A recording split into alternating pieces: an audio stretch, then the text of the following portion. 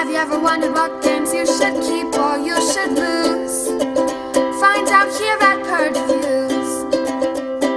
Footloose the board game was something I don't know. I like IP-driven games. Footloose is a movie from my youth. It was a match made in heaven that quickly fell into a divorce. Footloose is a party game, and you got to go into it with that kind of mentality.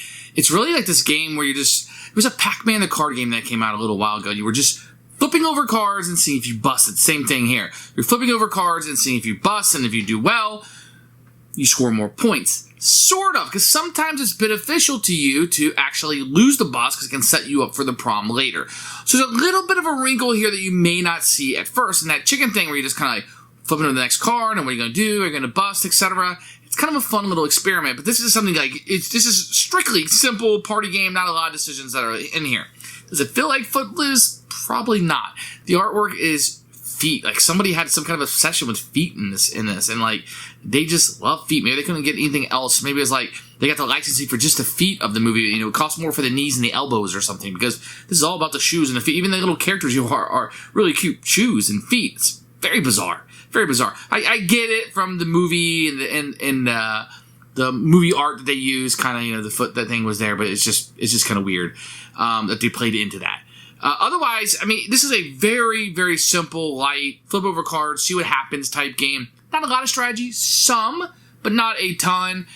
If you love Footloose, will you love this? I don't know, probably not. I don't think the IP fits in all that well with it. Your mileage may vary. For me, I think it might be something I just keep around, you know, nostalgia. I want to play something quick, a little bit like filler, not much here, maybe get rid of in a couple years type of game. But also not the worst game I've ever played, just to be honest with you. Something fun to pass the time with the kids? Sure. Not much else here. Here's Footloose the party game. You can see it's very enticing with these shoes when you open it up. And you're going to have these shoes are really cool. They feel like almost like toys, although I don't know, maybe you could put a Barbie in or something. I don't know, but they are pretty neat looking. These are going to be your play markers there in the game. So it's very appealing when you first see it, because Footloose is all about dancing, and the shoes were very popular at the time. And you have the 4 different sets. When you open it up, you're going to get some tokens. These are little cheapy things, you know, nothing great, but they actually do hold up fairly well. You're going to get some player boards here that everybody will have, and they're the same thing. They're double-sided with different stuff on them. And then you're going to have your cards, and the cards are okay. I mean, this is mass market. This is a $10 game you would get from Funko. So the cards are okay quality. You can just see Footloose on the back, and then different words are, you know, they really like feet in this game for some reason, because it's a dancing one, right? A lot of pictures of feet that you're going to have in here. The components are fine for mass market. I think they work for what you're looking for. I mean, the colors are nice and bright, kind of 80-ish, if you will, even though it wasn't really, I don't remember a lot of neon in the movie, but it all works fine for what you're getting.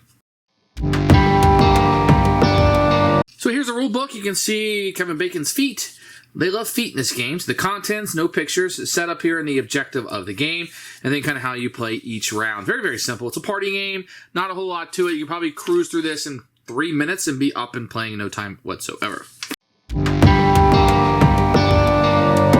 The objective of the game is very easy. Have the most notes, the most points here from the notes. You have some things that you can get here. But whoever has the most points will be the winner of the game. So everybody's going to get a player board like this, and it'll track the 6 rounds of the game. So when you're first playing it, what you're going to have is the high school that you're going to have here. What you're going to do is you're going to flip over the top card, and you can decide if you want to keep going. And it's just like 21. Here is 6. You don't worry about the words on it just quite yet, but that's a 6 points. And what you're trying to do is get 8, 9, or 10 without busting. So if I want to go again, 4, 6, 8. Now I could stop. If I were to stop, I would get the 1 note, and that would be like 1 victory point. If I wanted to keep going, so 4, 6, 8, 9, 10, 11, I busted, and then I wouldn't get anything for the turn. If you were to land on, say, 10, then I would get the 3-pointer, and that would give me 3 victory points instead of 1. And that's how the majority of these are going to be. So high school, the diner, and the honky-tonk and the railroad tracks are all going to work the same way, which is different numbers and different payoffs. So what's going to happen is everybody's going to do 1, then everybody's going to do 2, everybody's going to do 3. So the tractor chicken thing is, you know, I'm going to get a 4, then the next person will draw, they got a 2, then the next person will go with 2. And then you can keep going, so I got 6, and the next person will go, it counts as 1, this person would go, they would get 6. And what you're trying to do is not get 11. If you get 11, then you're going to crash. So then the next person would go, just drawing one from the top of the deck. 7, 8, 9. It's not too bad. That's 5. She's at 6, and now she's got 7. So you continue to go. Once you crash, so here 6, 7, 9, 12. I crash because 11 plus. Then I'm out, and I'm not going to win. Whoever wins the round will get the tractor, which is worth an additional 4 victory points. So on the ones that you had here that you were getting the cards for, whatever you didn't bust, you would take whatever the highest card is, and you would have put it into your prom pile. And if you did bust, you would take the lowest card and put it in your prom pile. So at the end of the game, when you get to section 6, you're going to have 4 cards in your prom pile, and you're going to play these out.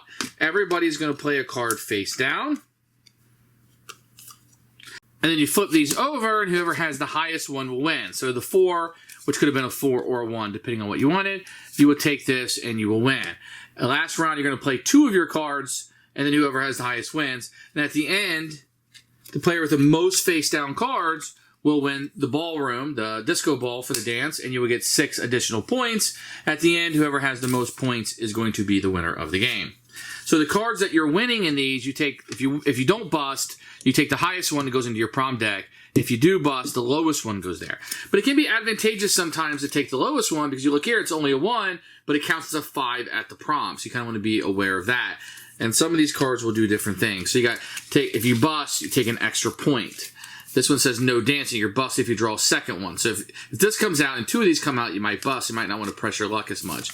You can see some of the cards just do different things as you go through. Very simple party game. Not a whole lot to it, but that is how you play. Who should buy this game? Strictly for fans of Footloose, but then I think you're going to be deeply disappointed. If you want like a really light filler party game, you guys just flipping over cards, not a whole lot to it.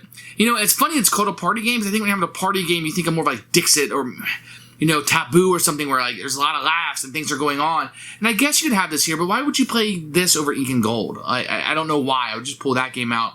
I think the party would have a better time. At least they tried here. It's not an exercise being futile, but other than that little wrinkle of the prom, and that really does save this game a lot, having the prom at the end. You know, if you really want a board game with Footloose on it, this is it. I think you'll be satisfied with it somewhat. I'm going to keep this one for a little bit, but I could see somebody purging this one down the road.